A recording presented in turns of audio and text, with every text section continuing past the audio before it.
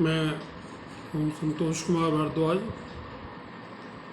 मैंने 2009 से एक किताब लिखनी शुरू की थी जिसका नाम है ए ट्रीटाइज ऑन पामिस्ट्री। इसको मैं हिंदी में संतोष हस्तकला शास्त्र के नाम से प्रस्तुत कर रहा हूँ। ये किताब मैंने अपने लड़के के कहने पे लिखने शुरू की थी जब उसने मुझे लैपटॉप दे के कहा कि आप अपने समय को बहुत सही तरीके से लिखने पढ़ने में गुजार सकते हैं। तो मैंने ये काम 2009 में शुरू किया। वैसे मैं पिछले 50 साल से हस्तरेखा शास्त्र से संबंधित भविष्यवाणी कर रहा हूँ जो पूर्णतया सत्य सिद्ध होती हैं। मैंने 1982 के बाद हिंदी और इंग्लिश भाषा में छपी हुई लगभग हर किताब का जो हस्तरेखा से संबंधित है अध्ययन किया है, और मैंने जो भी ज्ञान हासिल किया है उसमें इन पुस्तकों का पर्याप्त उपयोग किया गया है। ये किताब मैंने अपने ब्लॉग पे छापी है, ए ट्रीटाइज ऑन पामिस्ट्री एंड संतोष हस्तरेखा शास्त्र के नाम से।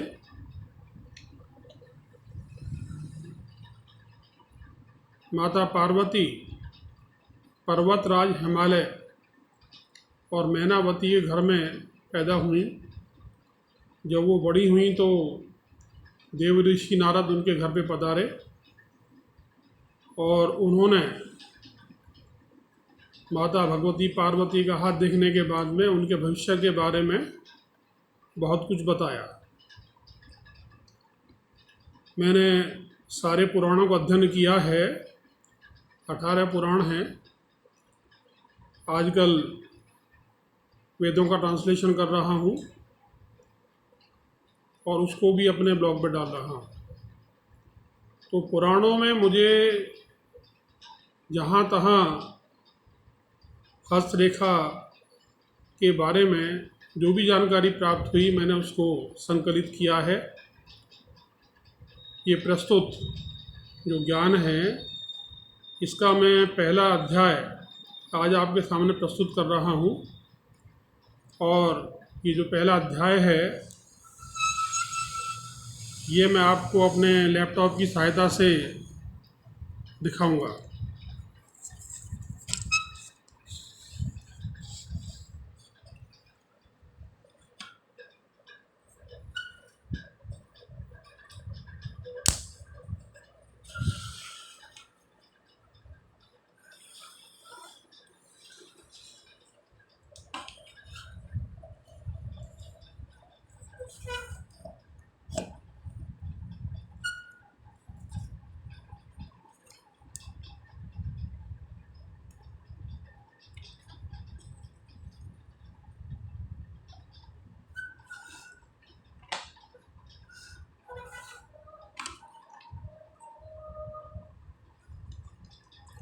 अब मैंने कैमरा अपने लैपटॉप के स्क्रीन पर फोकस कर दिया है। मैं थोड़ा थोड़ा करके इसके बारे में जानकारी दूंगा। इस अध्याय का जो नाम है वो है पामिस्ट्री हस्तरेखा, और ये मेरी पुस्तक का पहला अध्याय है। इसके नीचे आप देख रहे हैं concept and extracts in Hinduism. तो जो मुख्य पुस्तक है concept and extracts in Hinduism, ये उसका एक भाग है। सबसे पहले हम गणपति महाराज की वंदना करते हैं। ओम गंगणपतये नमः। फिर हम परमात्मा को याद करते हैं। अक्षरम परम ब्रह्म ज्योतिर्रूप सनातनम निराकारम स्वेच्छामय अनंतजम। भगवान श्री कृष्ण ने श्रीमद् भागवत गीता में ये कहा है, कर्मण्यवाधिकारस्ते माँ फलेषु कदाचन माँ कर्मफल हेतुर भूर्माते संगो अस्त कर्मणि। मतलब हमको कर्म करना है, हमें भाग्य के भरोसे नहीं रहना है। सुप्तस्य सिंहस्य मुखे प्रवसन्ति न मगा। हम पैदा हुए हैं प्रारब्ध लेकर, और प्रारब्ध के साथ जुड़ा है हमारा वर्तमान। जैसे मेरी उम्र 70 साल है, तो इस 70 साल के मेरे जितने कर्म हैं वो प्रारब्ध के साथ जुड़ गए, अच्छे और बुरे। इसका जो परिणाम है वो मैं जो इस वक्त कर्म कर रहा हूँ, इन तीनों कर्मों को मिलाकर उनका संयुक्त परिणाम बनता है। भक्ति मार्ग में कर्म मार्ग और कर्म मार्ग के साथ ज्ञान मार्ग जुड़ा हुआ है। तो हम कर्म करेंगे तभी हमें भविष्य में कुछ उपलब्ध होगा। कुछ लोग आजकल व्हाट्सएप पे बड़े अजीब चीज़ें डाल रहे हैं, कहते हैं भगवान राम पैदा हुए तो माता सीता के साथ तो वियोग होना ही था, वशिष्ठ जी ने भविष्यवाणी की वो सही सिद्ध हुई। ये सारी देवताओं की बातें हैं। देवता जिस काम के लिए पृथ्वी पर उतरते हैं वो उस काम को पूरा करते हैं। तो देवऋषि नारद के बाद में भगवान कार्तिकेय ने एक किताब लिखी, अंग विद्या। भगवान शिव को वो किताब पसंद नहीं आई, उन्होंने समुद्र में भेज दिया। बाद में समुद्र देवता ने भगवान रत्नाकर ने उसको पुनर्नियोजित किया और उसको नाम दिया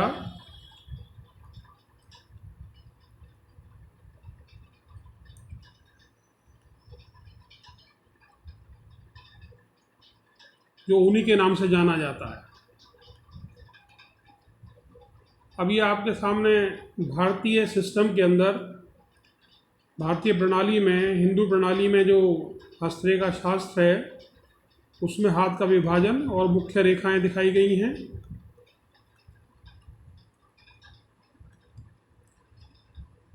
यहाँ पर वराहमिहिर का भी जिक्र आया है।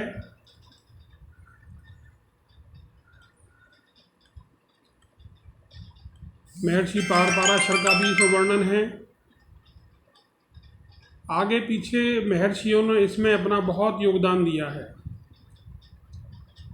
हस्तरेखा ज्ञान से मनुष्य को अपना जीवन कैसे बिताना है, कैसे परेशानियों से पार पाना है, इसका पूरा ज्ञान मिलता है और मनुष्य अपने भविष्य को संवार सकता है।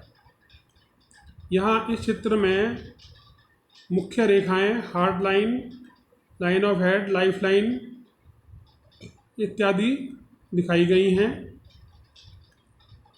इसके बाद हम ये देखते हैं कि जो रेखाएं हैं वो निरंतर बदलती हैं। हमारी संगति, हमारा व्यवहार, हमारा कार्यकलाप, हमारा समाज में एक दूसरे से मिलना जुलना, ये सभी चीज़ें हमारे पर प्रभाव डालते हैं और रेखाएं अक्सर बदल जाती हैं। सामान्यतः हम बच्चों का हाथ नहीं देखते, 14 साल के बच्चे तक का हाथ हम नहीं देखते हैं। भगवत भक्ति, कर्म और ज्ञान, काम करने की इच्छा मनुष्य को जीवन में आगे बढ़ाती है।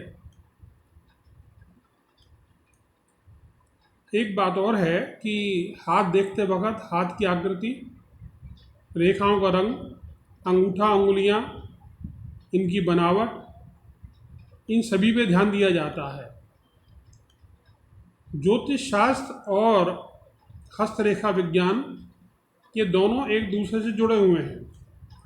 हम हाथ देख के जातक के जन्म की काल घड़ी तक का निर्धारण कर सकते हैं और इसके लिए बहुत ज़्यादा गहरे अध्ययन की आवश्यकता होती है, पर ये संभव है और कुछ लोग ये काम कर भी रहे हैं।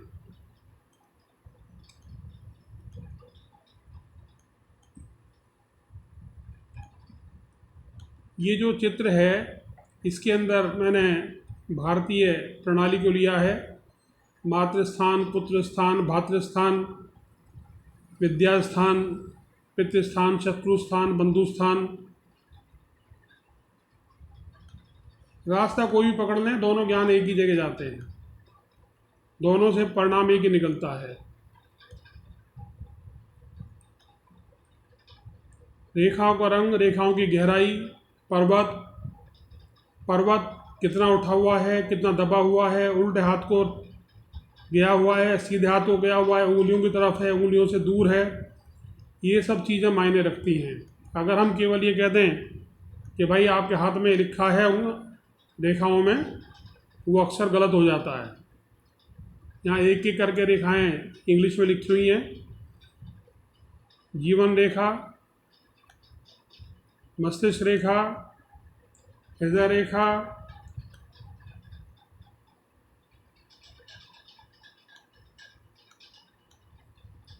भाग्य रेखा, सूर्य रेखा। इसके अलावा जो अन्य रेखाएं हैं उनमें है स्वास्थ्य रेखा, मणिबंध रेखा, वलय, शुक्र वलय, सूर्य वलय, शनि वलय, बृहस्पति वलय, सोलोवन कहते हैं इसको, बुध वलय। प्रभाव रेखाएं होती हैं, अच्छे और बुरे प्रभाव को दिखाती हैं। मंगल रेखा भी प्रभाव रेखा ही है एक तरह से। यात्रा रेखाएं, अंतर्ज्ञान रेखा, विवाह रेखा, शत्रु रेखाएं, वाया लस्व्या, संतान रेखाएं, भाई बहन की रेखाएं, ताऊ चाचा बुआ की रेखाएं, और कुछ आक्समक की रेखाएं होती हैं जो आती और चली जाती हैं। दुमुखी रेखाएं, त्रिशूल, ये सब चीज़ें, इनसे अर्थ निकलता है। मत्स्य रेखा, गौपुच्छ, प्रतिच्छेदी जाल, इन सब का वर्णन विस्तार से इस किताब में किया गया है उचित स्थान पर।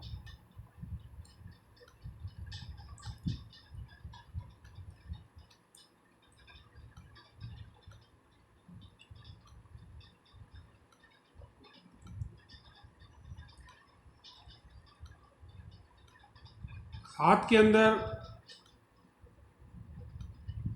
सारी राशियां मौजूद हैं। मानव शरीर एक तरह से ब्रह्मांड का प्रतिरूप है। इस प्रकार मैंने संक्षेप में आपके सामने इस अध्याय का वर्णन किया और यहाँ बोर्ड के ऊपर मैंने रेखाओं के चित्र बनाए हैं जिनको आप देख रहे हैं।